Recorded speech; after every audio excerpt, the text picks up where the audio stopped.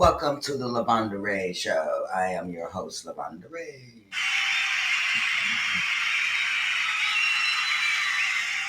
And first of all, I would like to say that I'm coming from the Midwest state, the city where we come in and show out.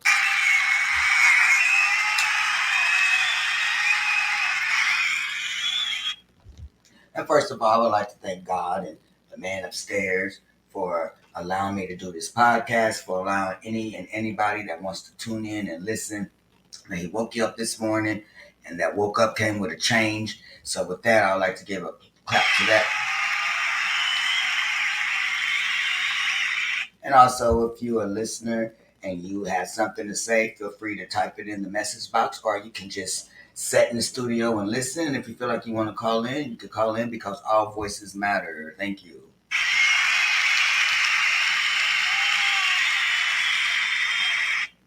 And I'd like to welcome AKW into the studio. Thank you, guest.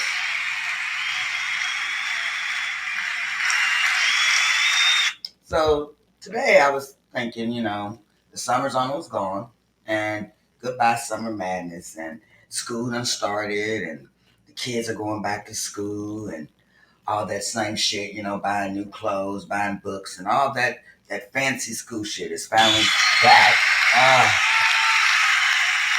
But lucky for me, my children are grown, and I don't have to get them ready for school. But however, I have a grandson that I get his clothes for, and just kind of keep it going.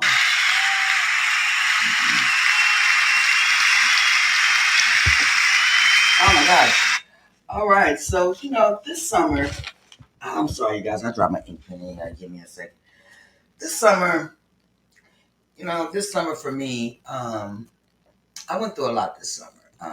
And the summer's still, a little bit in, but we're going into the fall. So goodbye to the summer and goodbye to all the shit that I went through, and maybe, you can relate. But as I was saying, that this summer I had I had a moment where I had become depressed, and I had woke up one day, and I just didn't feel like myself.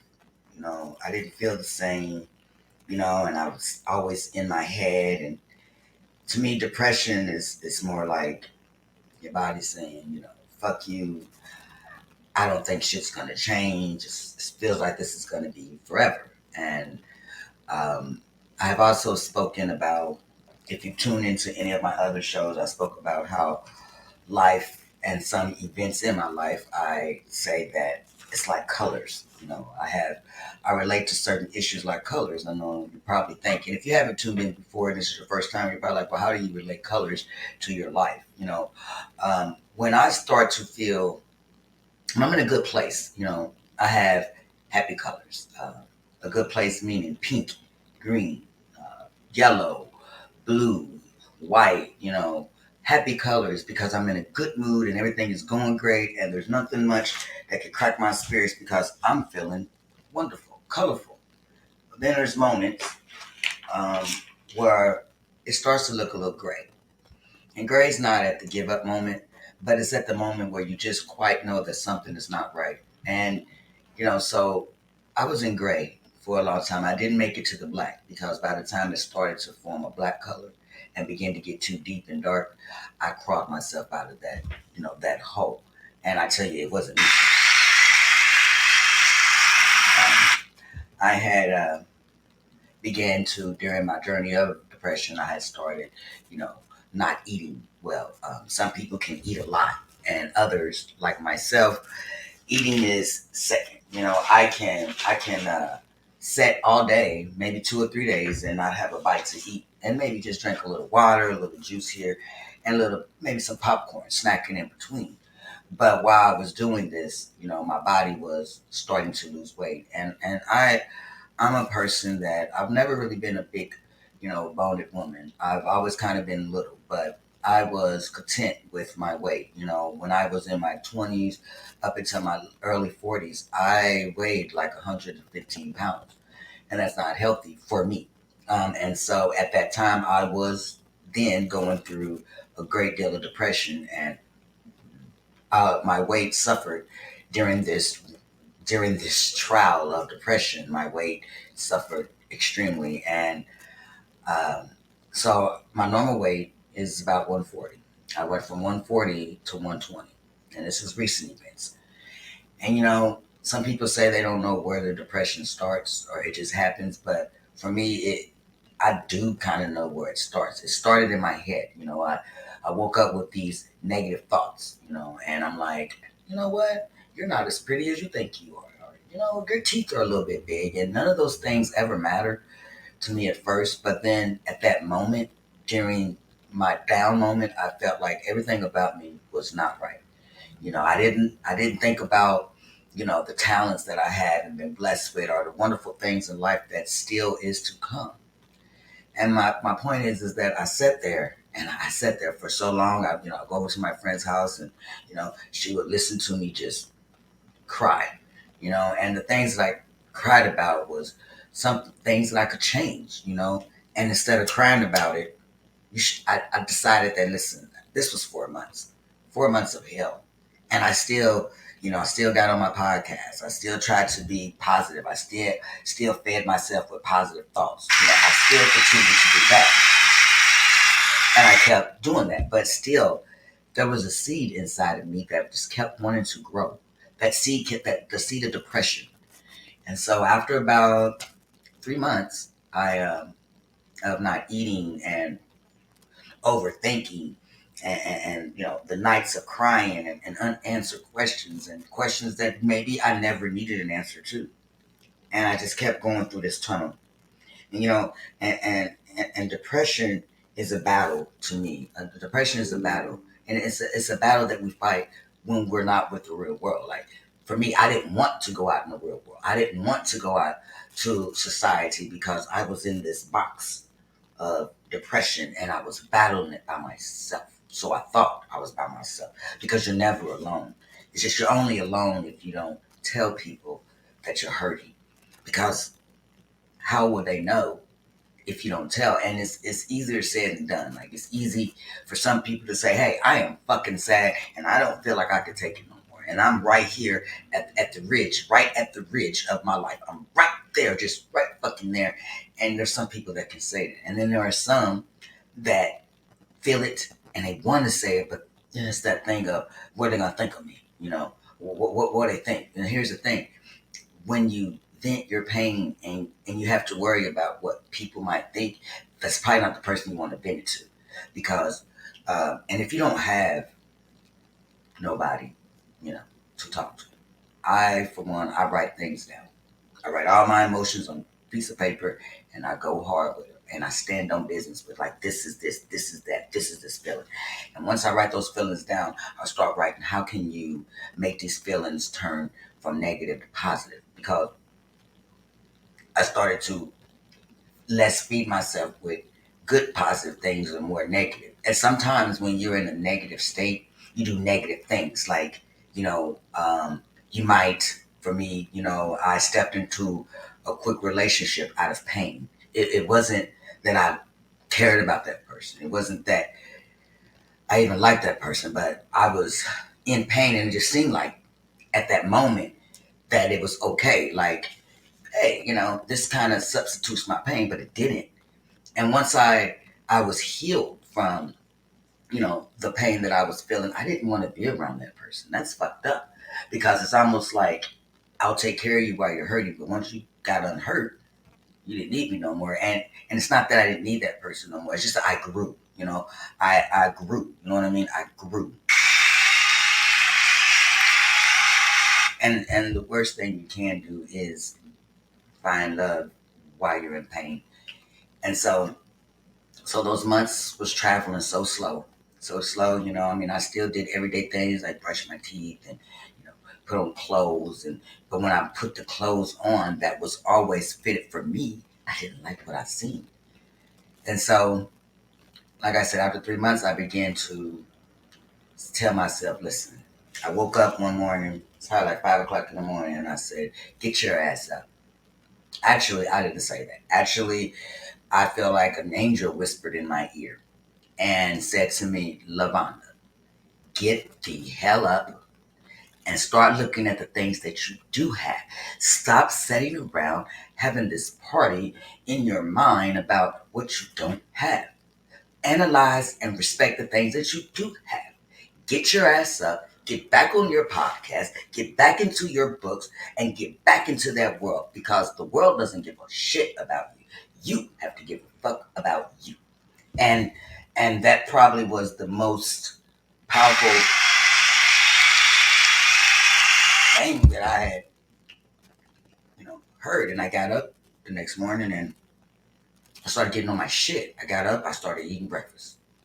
I ate a little breakfast, and instead of eating once a day, I was eating 3 times a day. So I was growing, and I started feeling better and looking better, and I started smiling more. So depression, man, that shit is always gonna be around. It's always gonna find its place in someone's spirit. But the thing about that is that it can be handled. It can be balanced. That just because you are depressed, depression doesn't make you who you are. And I used to be embarrassed of my depression, but the hell I'm not. I stand on business with that. Yes, I get depressed sometimes. But the thing about depression is that I can kick it in his ass because I get the fuck up and I keep trying and I keep trying and I keep trying. Because guess what? If you keep trying and you keep trying, you will be successful. You definitely will have it. And so also this summer, I went through a breakup. And some part of that breakup had something to do with my being sad, and sometimes you can go through a course in your life or be with individuals or a situation in your life where it changes you for the better. I speak on it a lot because this was one relationship that I thought that was going to grow and prosper, and it didn't. Um, and I think that with me realizing that who I was and what I would accept and what I would not accept. Now, don't get me wrong, nobody's perfect, and by far means I'm not perfect, and that motherfucker wasn't perfect. But the thing about a relationship, I've known the guy for over 4.5 years. We're not even going to really go in great detail, but the breakup was more or less of a I replace you for someone else. And nobody ever wants to feel replaced. Because what happened with me is that when I seen the replacement, and the bitch look like a dog, but when I seen the replacement, doesn't matter what she looks, because now I realize that it doesn't matter if, it may fuck with you mentally because it did me. But if you're dating someone and then y'all break up and then you see who they're with, and it's like, that person is hideous. And so it's like, oh, what was wrong with me? Like, why would you want me? And you're dating this scary looking person, nothing of your kind. But opposites attract, I guess, where that falls place at. I don't fucking know. But what I do know, that was a stepping stone that I stepped on.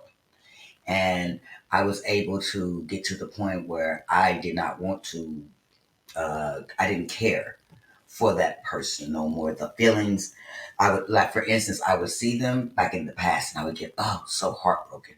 But now I can look him or her or whoever the fuck right in their eyes and smile and tell them to have a good fucking day, because that's not my problem. Have a good one. But as far as the relationship now with me and the individual is that we're high and by status. We don't I don't hate him. I can't hate. I have to forgive.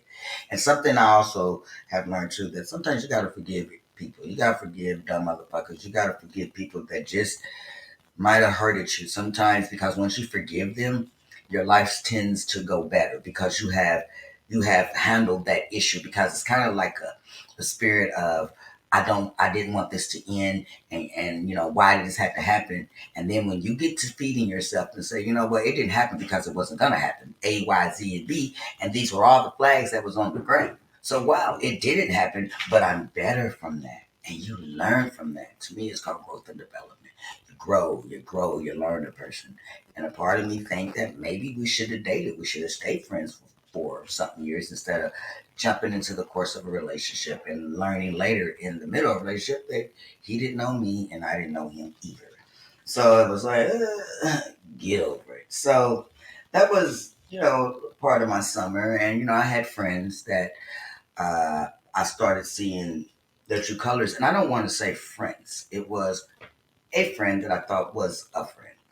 And me and this individual, I think that she can't be on my podcast and speak for herself. I wouldn't let her be on my podcast. She would have to come up with her own shit. But she would be on the podcast. I would be like, I'm a hater and I'm miserable or some type of shit. They have podcasts like that. She should go for that type of podcast. But this individual, I gaslighted a lot of her comments. And, some of my other friends that are true friends that was in this circle that knew this individual, like, that girl's she's and they were right. She was all that. And I'm not talking bad about nobody, but I am talking shit. And the shit that I say is true. My point is, I've known this individual since her kids was J high. And, um, kids are grown ups and shit. But this same individual, I had a back in wild years back. This is how long I know this crooked person. These times back, and I was dating the father of my second oldest child. He may he rest in peace. But however, I was dating him, and cheating came into the picture. Oh my god! And I went looking for him like a crazy chick. And this was the same chick that laughed at me when I asked was the father of my child her house, and he definitely was there. He was there with another person, and she thought it was just funny. Somehow we became friends. I don't even know how that happened. Flag. And then there were other situations through the course of our 10 to 11-year so-called friendship.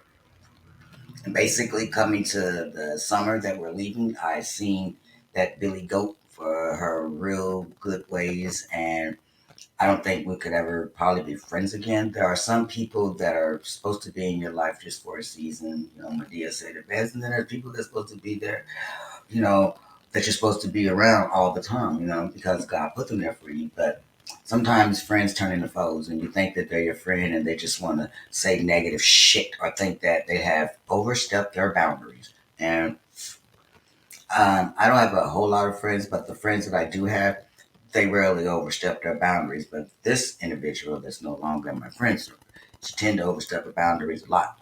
And so, me being who I am, I can only take so much shit. So she crossed the boundary, and I had to do what I had to do. And I don't mean fighting, but I would cut you the fuck off. And you're gonna need a friend like me because I'm a damn good friend. So I really don't talk to that friend. So that was also the summer for me, was that fake ass person. And I'm not going to go back and be someone's friend that has showed me tendencies of being a miserable motherfucker. But anyway, and then let's see, the summer brought some fun stuff. I didn't do no traveling or anything, nothing like that. But anyways, we're gonna speak to, because like I said, if you want to talk about your summer, feel free to call in. So what I have here is that I have mustered up these things that I call questions of the hour. And these are questions like that I have asked people to know, hey, think of some questions I can answer my podcast. Maybe my guests could do the same thing type shit. So let's get started with the questions. It's like 15 questions, but I'm not going to read them all because I got to say something for the next show. But I'm going to dive into them right now. I always like questions because you just never know what the question is, and then the answers is always can be your own answer. There's never no right or wrong answer in my world. No one's perfect. Everybody has a right to have an opinion. You can say what the hell you want to say because all voices matter. All right, so this question here is okay. So this one question is, what is a good date to you? Okay, a good date to me. Okay, let's see.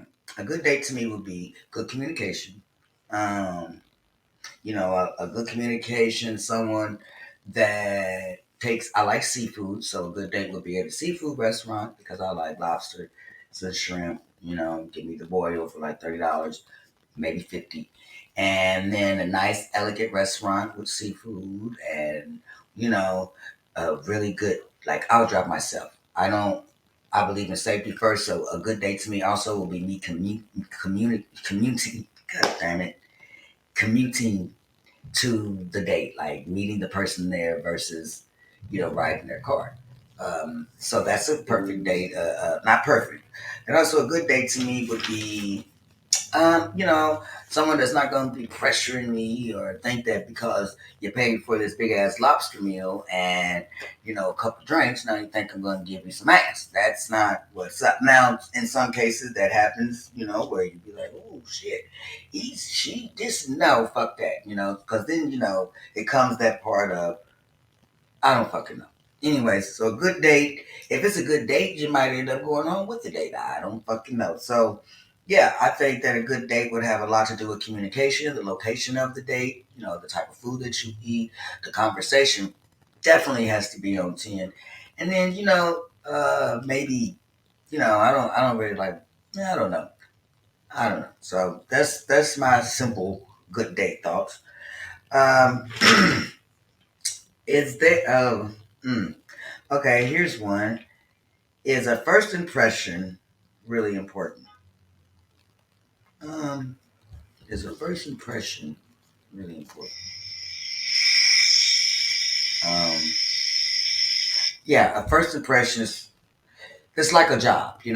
When you're single, dating is like a fucking job. You're doing all these interviews and interviews and interviews. And, you got kids, you work, you do this. So, when you're at a job, you want your impression to be very good because you want that fucking job. And when you're talking to someone that you're trying to date, you want to impress them.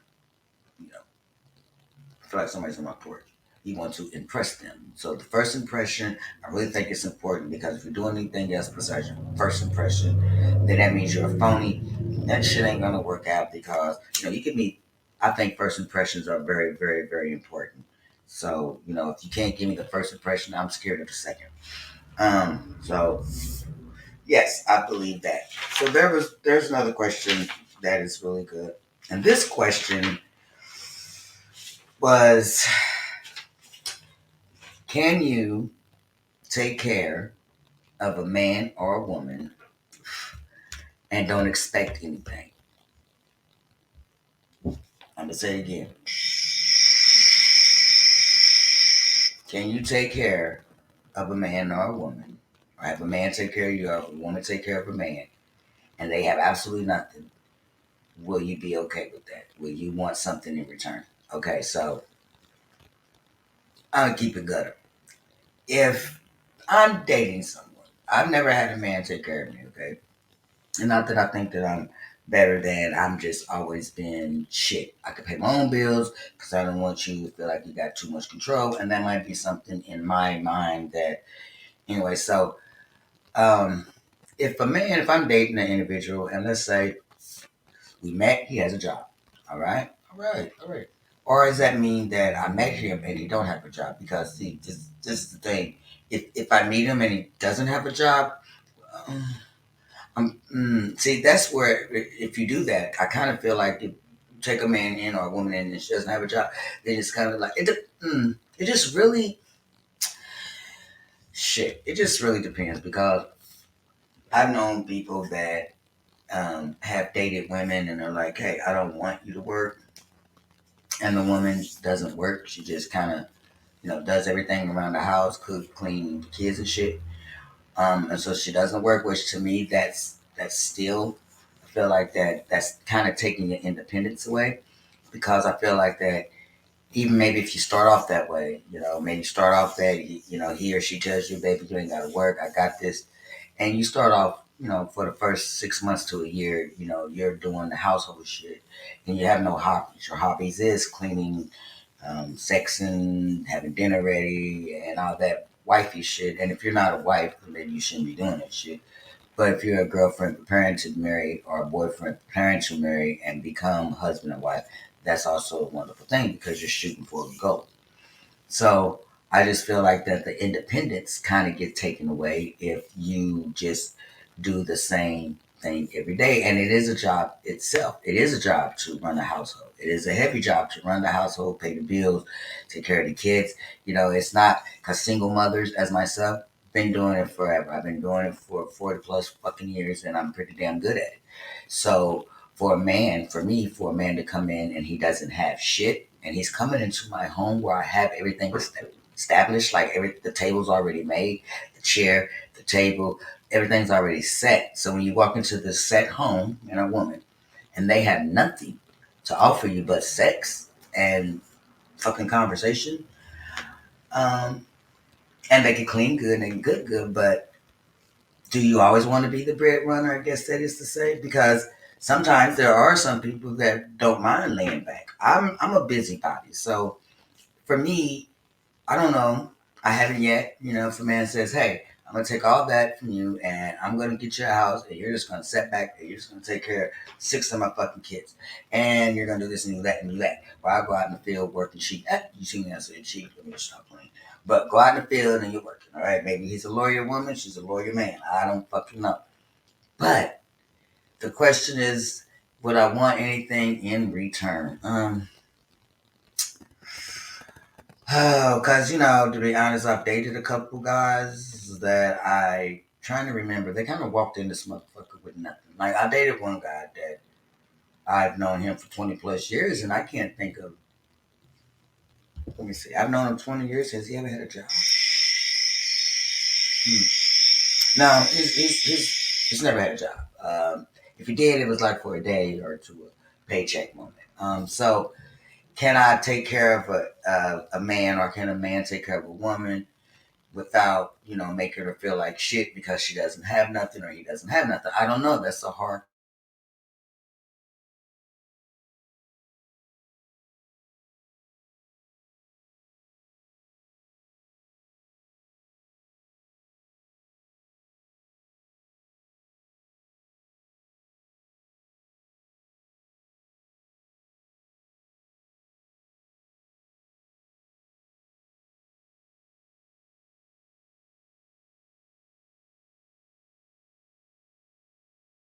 Gonna happen is that person, I would think, would get tired. Like shit. Like you don't do shit. What about Christmas and holidays? If they don't have a job, how they gonna buy gifts? Like you gotta really love a person. I feel like if I was with an individual and they was with me and then they lost their job and they're trying to get back on their feet, then yeah, I could definitely, I wouldn't want anything in return. The return is that I'm watching you and helping you get on your fucking feet. Now that you're on your feet, now we can help each other and grow, and our money can multiply, type shit. So I I have a smart mouth, so I can't say that I would be the best individual to actually meet a man and that he has nothing. Now, wait a minute. They could, maybe you meet a man or a woman and y'all start to talk and you say, hey, she doesn't have a job, he doesn't have a job, but they're working on getting a job now. That doesn't mean move them into your home. You know what I mean? It doesn't mean, well, I'm gonna try to get a job or I'm trying my best to work. Don't try, fucking do it. Now, and if you're not beat down and you can't work and you have a disability, understandable. But disability also has an income base. So I don't know. I guess it depends on the person and it's mind over matter. Is it gonna matter that you bring this individual out your family members and they say this motherfucker don't work? Or honey, she ain't never worked. They don't chill it up. But they're forgetting that working is also maintaining a household. That is also work. It can be stressful because paying bills and functioning the household is a hefty, defty duty job. Unless you have maids and shit. And they even complain sometimes because then the house be too fucking big. But where there's work, there's power. Where there's power, there's progress. And so anything's possible. So it depends on the person. This next question was, have you ever cheated on the test or your mate?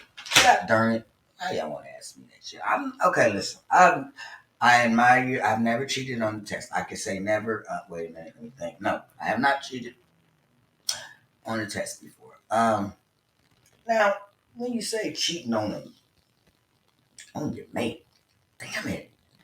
You know, hmm. Have I ever cheated? I I'm gonna say this. I have been mistaken for entertaining uh maybe another male conversation and stuff. And is that a form of cheating? Is if you're entertaining? I don't mean like sexual. I mean like, is it cheating if you like you're in a relationship, you're quite aware, right? And you're like at fucking work, or you're at work, or you're somewhere, and one of your work buddies, okay? Is that different from like meeting somebody at Walmart? Not meeting them, but like, okay, hey, you want this type of milk, and you guys just have a cool conversation, and then you exchange number. Now, is that a line of cheating now? I guess it kind of would be, right? Because now you're just planting the seed of, I took this individual number, and if you wasn't thinking about calling that person, I guess now that's thinking I'm about to cheat on you. Because once you take the number, you start to have those meaningless conversations, and then all of a sudden, what happens? Oh my gosh! So, I mean, is that cheating if you have a friend in your relationship? Because I mean, I guess it's a thin line. Okay, so cheating. Have I ever cheated on my mate? I mean, like I said, might have had some issues of entertaining people outside my boyfriend at the time. I'm not fucking perfect, so y'all can shut the fuck up, because I know. So I'm not. I know I'm not the only one. Just saying. I mean, am I the only one? No, I ain't the only one. Wait a minute now. I'm trying to see. No, I ain't. I didn't mean for that. I am not the only one.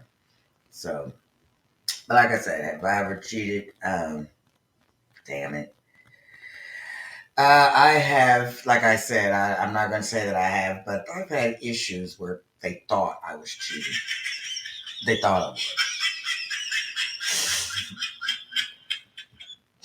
but I really wasn't. Anyways, so uh, I think that we, for the most part, there's been times in my life where I wasn't where I wasn't, what you would call honest. There were a lot. I wasn't honest. I wouldn't call it cheating. I wouldn't call it cheating because it's not like I was. What is cheating? It's a thin line between cheating and communication, right? Right? Y'all agree? I don't know. Whatever. Okay, so all right, we're gonna go to two more questions, and then you guys, I gotta get the fuck out of here because I don't want to bore y'all. You know what I'm saying? I don't want to bore y'all like this, girl. But I'm just being me, and that's all I can be. I can't be shit else but me. So I'm being the best version of myself. So I'm me. Yeah, I fucking love being me. Sometimes I don't like to be me, but fuck, I'm out here. All right, so the next question, let me see. Let me find a good one. We did. Can you take care of a man or woman without expecting nothing back? All right. Are you in a toxic relationship, and why? I am not in uh, toxic right now. I probably have been in several toxics. I don't know what they were called, because toxic is a new word that they done came up with. For cheating or having just a relationship with too many arguments or narcissism. All these new words, and it all just means cheat, selfish motherfuckers. You're a cheater yourself, because it's funny. Have you guys ever heard the saying? You can turn a you can't turn a hoe into a housewife. But right, we heard that, right? But yet men expect us to turn men and expect us to turn felons and cheaters and community dick and liars into kings. Okay, make that make sense. Yeah, make it make sense. You say they can't turn a hoe into a housewife, but we can't turn a man into a king if he's a motherfucking cheater, or a liar, or a community dick looking. Okay, just saying, just saying. So yeah, toxic. Um, so toxic, like I said, it's a new, generation, new word. You know what I'm saying? It's really a motherfucker that's crazy. Toxic, I guess. Toxic is no good for you. Toxic is bad. You get toxic in your system, you fucking die. So some things, so now it's like a new thing. Be like, oh, toxic, and so it's like, I wonder who came up with that word, that took over the nation with that word. So yeah, I've been in a toxic relationship. I don't know if since toxic is the new word. It's Can be. But I have, yeah, I definitely been in some toxic situations. I've been in a relationship where I told the motherfucker, I hate you, I hate you, get out, you ain't shit, I hate you, hate you, hate you. And then we're out doing fucking like two dogs loose in the yard and we're best friends again. Is that toxic? Mm-hmm. Or it's toxic like talking crazy to somebody. And you just keep talking crazy to them and then y'all break up and y'all back together later that night. I don't know. Toxic is for whatever, I think that in any relationship, I think it can become toxic. I think it takes two to make a toxic relationship, because sometimes you'll meet somebody that you're a good person, you're good spirit, and you meet a toxic motherfucker that come into your life, and now all of a sudden their toxicity has bled onto your spirit, and now you're just mad and y'all arguing instead of, you know, having a non-toxic person. And what does that look like? A non-confrontational person, a passive person maybe. I don't know. I'm not too passive, but I said the fuck I got to say. You know what I mean? And that's one thing that's about me. I will speak my motherfucking mind, and you should too. Because why get mad over my opinion? Or some people get mad over facts. Facts over matter. You start shooting facts to a motherfucker like pow pow pow pow, and now they mad. Now you mad because I just told the truth about you. Now you wanna be mad at me. Stop playing. Stop playing. That's what you're telling. Stop playing. You know. And so toxic. I think it just depends again. On the strength of your relationship. Uh, is it toxic that you have one fight and y'all make up and y'all never fight again? No. Is that just a relationship travel? Because in relationships, you got to go through all these courses, to understand this person, to meet this person. Like I didn't know that you didn't like this, and now I know that this is your favorite food. And again, that comes in with growth and development with learning people. Hmm. So yes, it does with that. So, and then one more question. So I really want to find a really, really good one. Let's say, all right, question. Are you willing to change things about yourself to satisfy another person? Well, no. Wait a minute. Let me read that again. Are you willing to change things about yourself to satisfy that person? See, here's the thing. That is called settling. Because is it settling if you compromise? I don't like to compromise with shit. I didn't like compromising with my kids. Compromise is for the birds. We're not compromising. If I say it's no, then it's a no. And compromise is no longer in the picture because my no is my no and my yes is my yes. Compromise is when you ease off your no. And you ease off the things that you probably didn't want to do, but you decided to do a little bit of compromise that could be bad for you and the individual. But I don't know. Am I willing to change things by myself? Now, that's the key word. There's certain things that maybe when you get into a stable relationship, stable,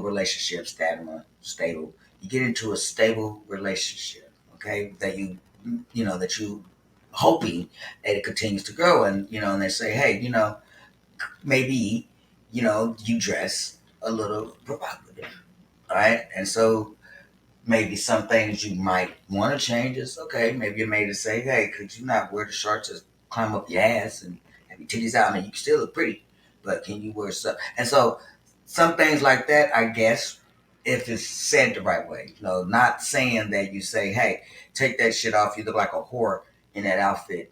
And everybody wants to fuck you and you're making me look bad. And you don't want that type of juju. Motherfucker say that to you, run. Run, Forrest, run your motherfucking because now that attitude is going to get way more aggressive. So if a person says, hey babe, I like that outfit, but maybe can you maybe wear some different shorts? I mean, still pretty, still got and still keep it going. Same as with a woman telling a man, baby, you ain't gotta walk around with your motherfucking shirt off all the time. We are going in public. Quit trying to show all those your biceps to every fucking body. Put your fucking shirt on. Women, do we do that? Like, I don't know. I guess maybe I do. I might be a little crazy. Because if I'm going to do a little change, then I would need my mate to also be willing and open for change. All right, you got to be on board too. You want me to get on board, and that's how you meet in the middle. That's how you beat the middle. All right, so you want me to not wear my booty shorts no more? Okay, I could wear some shorts, but they just won't, they just won't come up to my ass. Butt still big, but okay. And you could keep this on, and you don't have to do that. So I will give a little, but now I won't level up if you're trying to come into my atmosphere and tell me how to run shit. Now, that's the difference. Don't try to be the head honcho and you ain't even the chief yet. And even if you are the chief, because there are people that are very submissive. I'm not that. It's probably why I'm still single because my ass. I have a very intriguing mouth. So I will be willing to change the simple things. Like maybe they say, hey, I don't eat bacon. I still fucking eat bacon. So I'll buy you turkey bacon, but I'm still frying my fucking bacon. Or, I don't eat meat. I eat meat. Maybe they're telling me I don't eat meat. That's fine. We can salad it up and fish it up together. Uh, and I'll fry some chicken in another pan. See, I can do things like that. Long as it doesn't get aggressive. Long as you don't, I cook for you and you come in the house. I've seen this on TV. You cook for somebody and it's so sad. I'm not making fun of it. It's so fucked up. But don't live under those standards if you can handle it. And you cook something and they come in and you say, here, babe, or here, hon, here's your plate. And he says, what the fuck is this? And she say, what the hell is this? Who eats this shit? And she slings her plate across the table. Don't ever in your fucking life feed me green beans. I like fucking spinach. And then maybe he says, I don't like my chicken fried. I like it baked, bitch. And now you get that. Now that's toxic because now he just called you a bitch. And when he could have said, hey, I don't like fried chicken. It's bad for me. You don't know me that well, but in the future, or baby, I don't like that chicken. You trying to fuck up my weight and some stuff. I'm trying to lose weight and stuff. So you try to be funny and give me the chicken, fried chicken. I don't want no fried chicken. So conversation is key, and respect is all over power. Respect, you got respect. You get the respect. You get the love. You get more when you respect someone. So that also falls in the line of willing to change. Are you willing to change that aspect about things? So, as you guys know, I think that I will end it. I think this went pretty good. I hadn't been on here in a little bit, about 2 weeks, short running, but I still want to thank everybody, anybody that tuned in. I don't care if you tuned in now or if you tune in later. All voices matter, and I am glad that I was able to do this podcast for full confidence of goodbye summer madness, and let's make it happen with the freaking fall. And then guess what? The new year. And anyways, as the shift changes, the weather changes from winter, spring, fall. It doesn't always have to be the new year that you want to do something different and make a change. It doesn't. It could be any day that you are able to wake up and take breath like you are able to do what the fuck you want to do unless you're in prison. And then you can do some things, but not as you can do in a free world. So don't go to prison. Stay away. It's easy to say, stay away from crime, but stay away from things that means good. Life is short, and people change like the weather. Always know your worth and understand that just because certain events happen in your life that might have caused you some trauma, or might have caused you a little depression, or might have caused you to feel whatever you are feeling at that moment, that time, and that understand that everything will change. It's what you do with the pain when the pain is at you. It's how you handle the pain when that pain is knocking at your door. How do it's what you do with the pain. Now, there's some people that take pain and do very bad things. They get in pain and they want to kill every fucking body because they didn't get to say, I'm mad because of this and this, and it wasn't nobody's fault, and that's wrong. So always remember that pain is only temporary, and never ever try to find love while you're in pain. Don't try to build a relationship because if you look for love in pain, it's not going to be the best love that you desire. That it may work for the moment because they're there for you during your pain, but It's almost like being a nurse. I don't need you no more. My pain's better. Everything will change in time. Nothing stays the same. And yes, you can cry today, you can cry tomorrow, but at some point, say, hey, this is not who I am. And there are wonderful things about us that we all have special, that we have been blessed with. We all don't have everything together, but we got some things together. And I know there's something that's in somebody and everybody that you can find that beautiful mark of saying, I can do it. I can take a leap of faith. Dreams do come true. I believe in that. And it's been coming true for me ever since. So I want to thank every and anybody that tuned in. Have a blessed evening.